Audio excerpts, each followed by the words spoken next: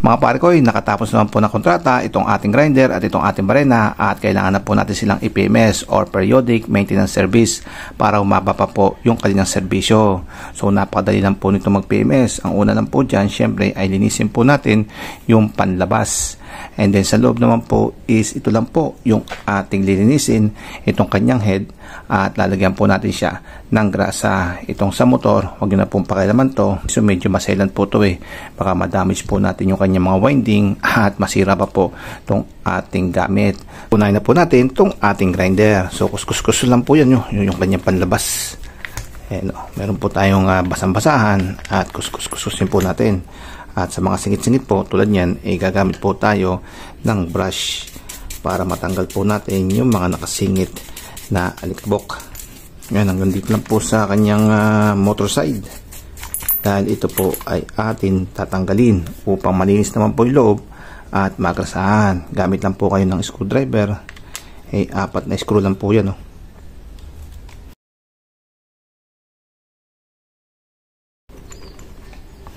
So ito po yung ating gear sa motor at ito naman po yung mga gear niya dito sa ating pinaka head. Ito linisin lang po natin to, pero inulit ko, ako hindi ko na po pinakailaman yung sa motor side, baka po kasi madamage natin yung winding.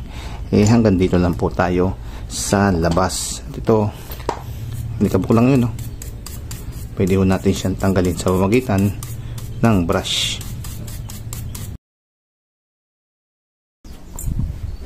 At sa mga dumi naman po sa singit-singit, gamit lang po kayo ng flat screwdriver at kukuwito nyo lang po siyang palabas. Tak. Pwede rin po kayo gumamit ng mga pambuga, tulad po ng mga blower, ayan, para matanggal po yung mga dumi na yan.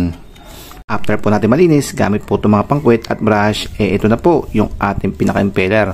So wala na pong maharang na dumi at sigurado po tayo na maganda na po yung kanyang airflow upang palamigin po mabuti itong ating grinder. Kasi yung mga dumi po dito, ito na po, So ang dami po niya, ito na po lahat, So wala na, malinis na. At sunod naman po natin, ito yung kanyang head.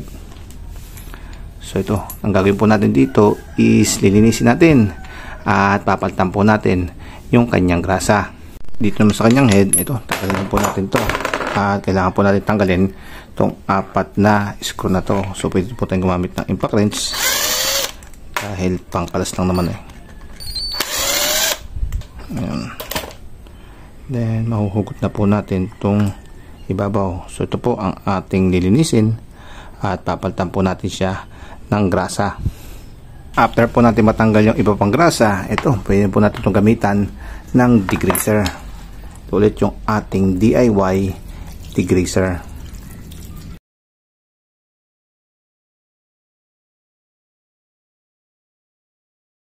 After po natin malinis, matuyo, syempre, assembly time na po at degreasing.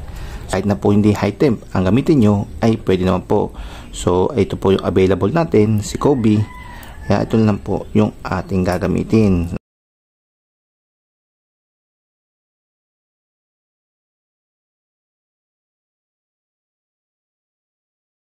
After po natin magrasa mabuti, ito, kinabit na po natin at nilagay na po natin yung ating screw dito. Then, ngayon is sasalbak na po natin to sa pinaka-motor niya. Ayan po yung grasa niya. Ayun. So, po natin may basok. Ito, ikabit na po natin itong 4 na tornilyo. After po nitong ating grinder, isunod na po natin itong ating barena. So, same procedure lang po. Linisin lang muna po natin itong labas gamit itong brush at basang-basahan. After po natin malinis itong labas, ito naman po yung kanyang ulo or gearbox. So, kuha po tayo ng screwdriver at tanggalin din po natin itong 4 na tornilyo or screw.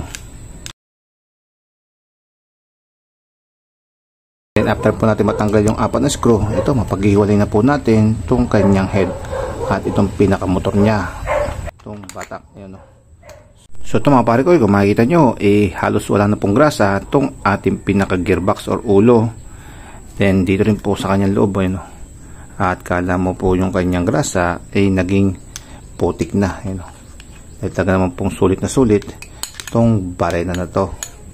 So So gagawin po natin dito, ililinisin po natin to at saka po natin ito gagrasahan ulit. So ito natatanggal po to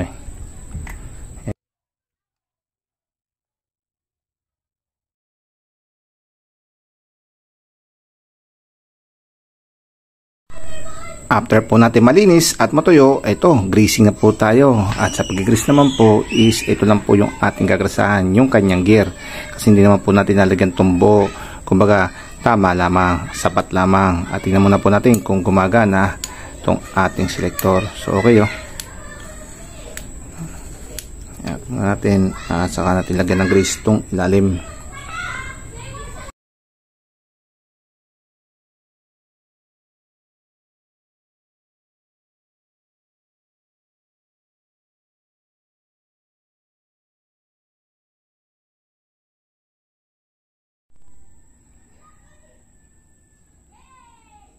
After po natin magrasahan, syempre, assembly time. So, ipasok lang po natin.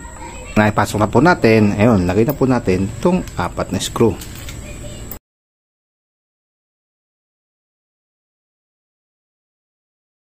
Huwag nyo rin po kakalimutan na mag-retight din po ng kanyang screw. So, lahat po yan, re-retight nyo. So, ito mga pare ko, tapos na po yung pag-PPMS or periodic maintenance service ng ating grinder at itong ating barena. So, pwede na po natin pag-testingin natin yung napaka-smooth mga pare ko. Hindi po tulad ng tunog kanina. So, ito rin po. Napaka-smooth dahil nagkasama po natin yung kanyang mga gearing. Kaya mga pare ko, sa may mga grinder po dyan at sa may mga barena, i-PMS nyo rin po sa inyo para tumagal pa po yung kanyang buhay at matagal nyo rin po siyang magagamit. So yan mga pare ko, ang next kontrata po pala nito ay sa DPWH para siguradong bilyon ang kikitain. So hanggang dito lang po yung ating video mga pare ko. Paalam!